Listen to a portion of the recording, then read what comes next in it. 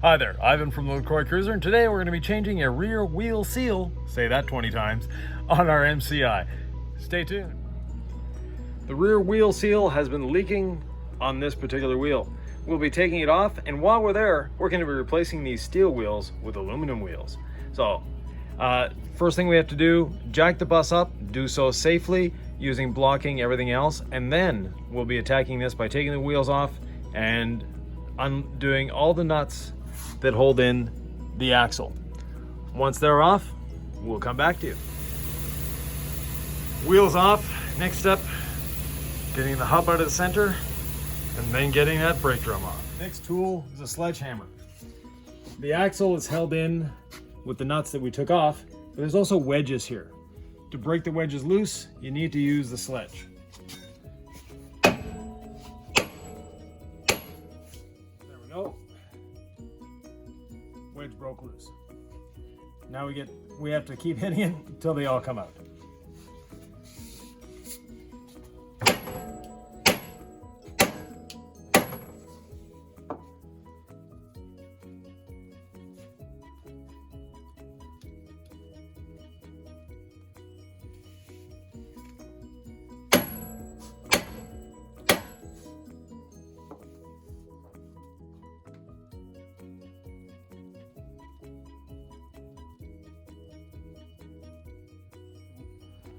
Now that we have our wedges out,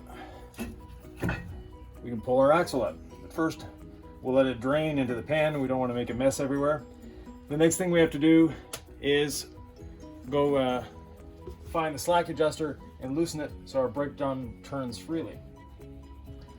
You'll notice we have our wheels chalked so the bus can't roll anywhere, even though we don't have the braking axle attached to anything. And this one uses Haldex slack adjusters. So all we need is this with 7/16 ratchet. It's back in here.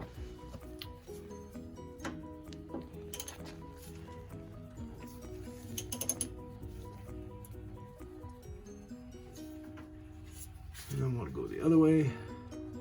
Oh, that's right. Okay.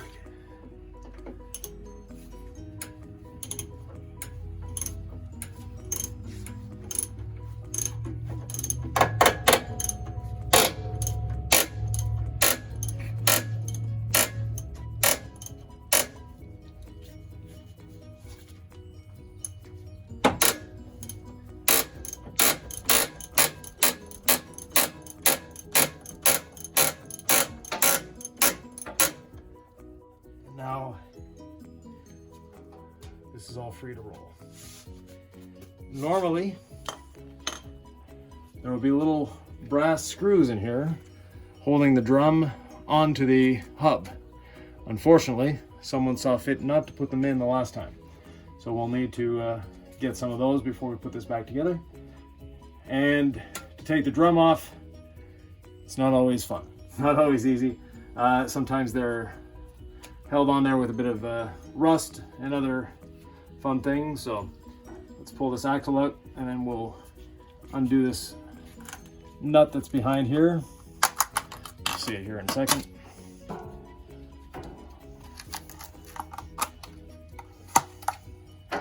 So I made a homemade washer, homemade gasket here.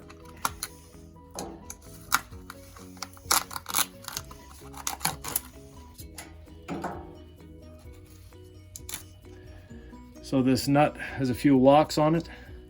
We have to bend those locks up and then we should be able to back this nut off quite easily. So now the easy part is done. We got everything off. Actually not quite that easy, but still not that difficult. Getting it off, we took the wheel bolts off. We took the studs off the wheels, took the wheels off. To get the brake drum off, it's a matter of just popping it off. Then we had to take the spindle assembly out, or the hub assembly. The hub assembly we took out using a big 4-inch socket that comes off of here. There's a lock nut and we'll get into that a little later. Putting it back together. So this is the seal that needed to be replaced, and we replaced the seal. We pressed it in to make sure it went in straight using a press. And the bearings, as soon as we took them out, we put them in Ziploc bags. That way, we're sure they don't get contaminated with shop dust or anything like that. So our bearing is back in place. Take a new gasket, and please don't use RTV or silicone, stuff like that. That's a great way of guaranteeing a leak.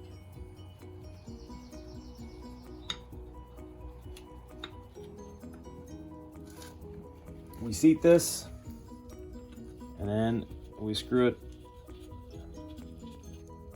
back in. Then from there, we're going to put the hub back on, put the nuts in, and put the wheels back on.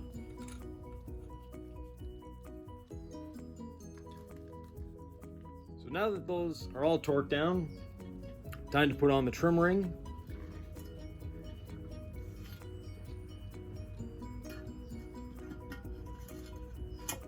And this ring just helps keep brake dust out of there, and should the seal leak, tries to keep the oil in there. So luckily we discovered the leak before it was too late, and too late being the brake shoes being affected. The brake shoes had a very slight dusting of oil on them, but not much, not enough to be a concern. We wiped them with acetone, they came dry immediately, and they haven't bled back. The other aspect of that, there's this groove here between the two shoes. That groove was still full of dust, it wasn't full of oil. So that indicates to me that we're good to go.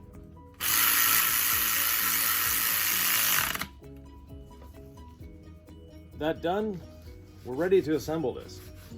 Now, before we do that, we're gonna put some gear oil in the bearing.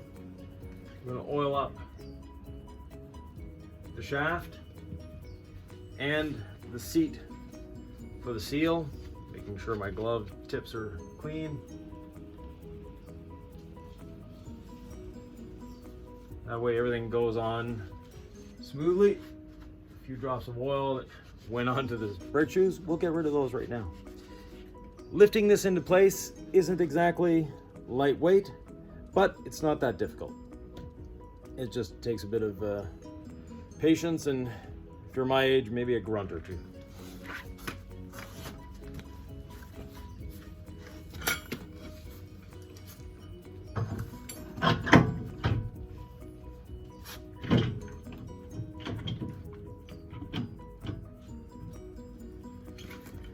Now, I'm not going to try to force it onto the seal into its place right now, because I know it's misaligned. I'm going to get the gear oil off the floor here. So I know it's misaligned because I don't have the front bearing in. So the front bearing, it's also in a Ziploc bag like we had the other one. Let's take it out of the bag. And we did inspect them in the meantime, and I oiled it. So pop it back in here, just lift up on this to be able to seat it. Now we know this is aligned. I'm going to put it back together, and let me show you something. There's some 4 components to this. There's an inner nut, and this inner nut has this little lock tab on it. So this goes in first.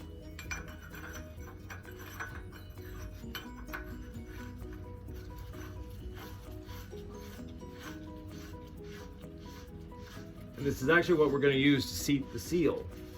Instead of pushing or hammering, we're just going to screw it in.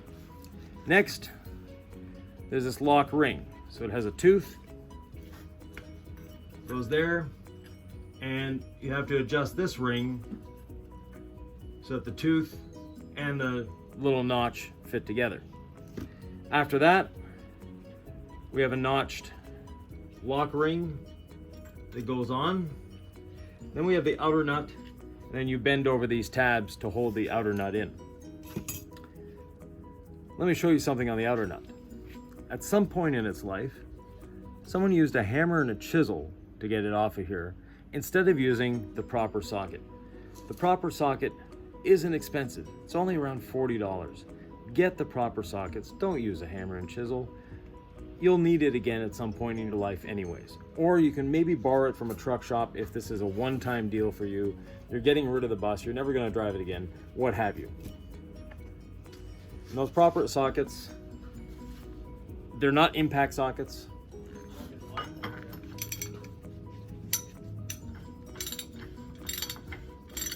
They're actually stamped steel. And if you're a talented welder, you can make one yourself. This one happens to be 4-inch. It was $43 retail. And as you can see, I'm not putting any force on it, and the seal is going in quite easily. Once in a while, I'll give it a spin, distribute the oil, make sure the seal is going on nicely.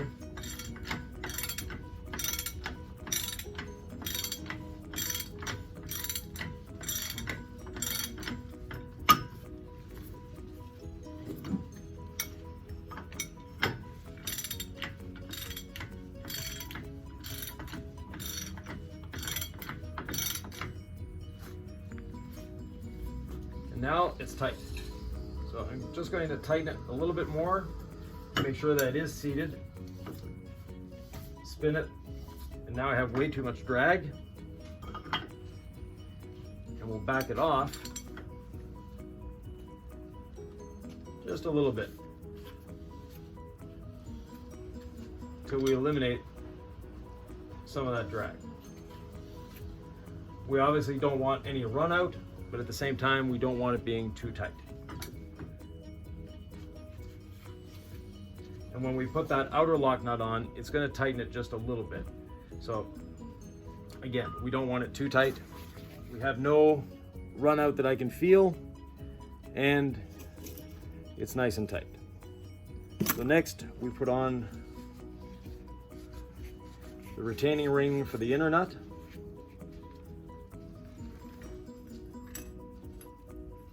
And it doesn't line up. I'm actually right between two, so we'll flip it around the other way. And that way it fits. So they make the holes off-centered, so you can do that without having to move things around too much. So that's on there. Next, we'll add in our toothed retaining washer for the outer nut.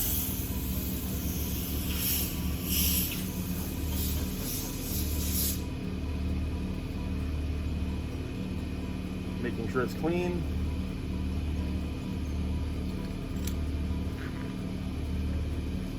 And that's there. And we'll put on our inner nut, or sorry, our outer locking nut. And one thing, when you're taking this apart, take note of how many threads are sticking out past the nut. That'll give you an indication as to whether you have this tightened in as much as you need or not when you put it back together. Because if your bus was running right before, no reason why any of this would change places dramatically.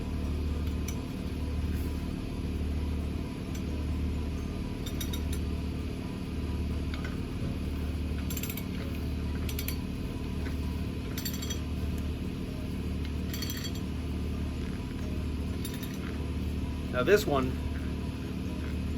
we want tight.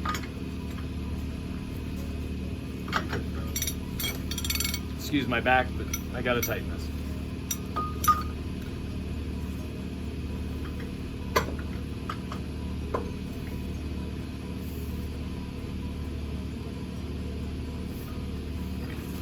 Okay. It's tightened down. I just have to bend these lock tabs down, and then we reinstall the brake drum. Now that the bus is at a more appropriate height, we can slide this in and feel for the splines. And once we get those splines lined up, that's one section. The next, we line up the bolts or the studs, push it in the rest of the way. From there, put these lovely little wedges back in. I'm gonna put anti-seize on them just to make sure they're easier to take out the next time. Then I'm gonna put the nuts on. Once the nuts are on, we'll torque it all in, and then we'll be able to put the drum on.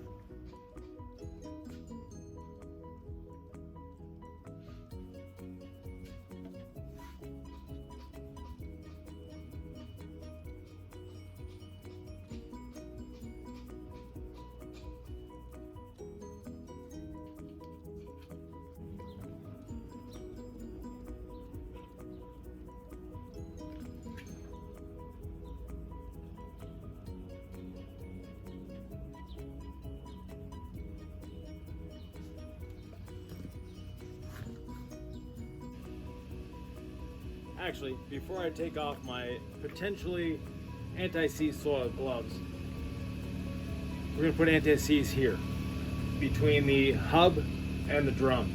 That way, if the drum ever has to come off again, it'll come off a little easier.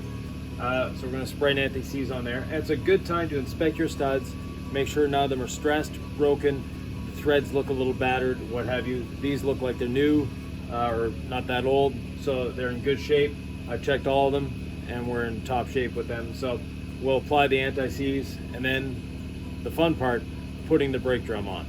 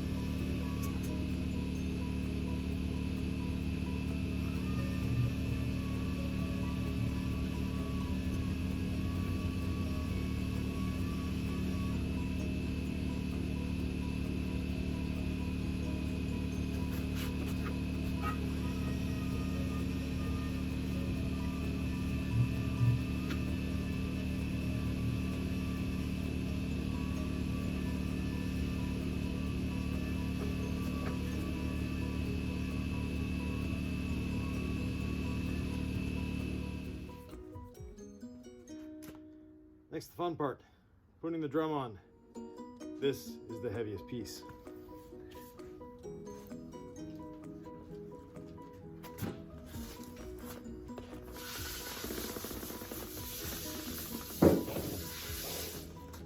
Okay, we're using a jack to push this in. Okay.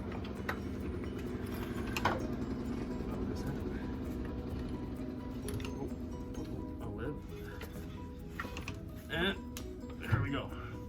Move this end.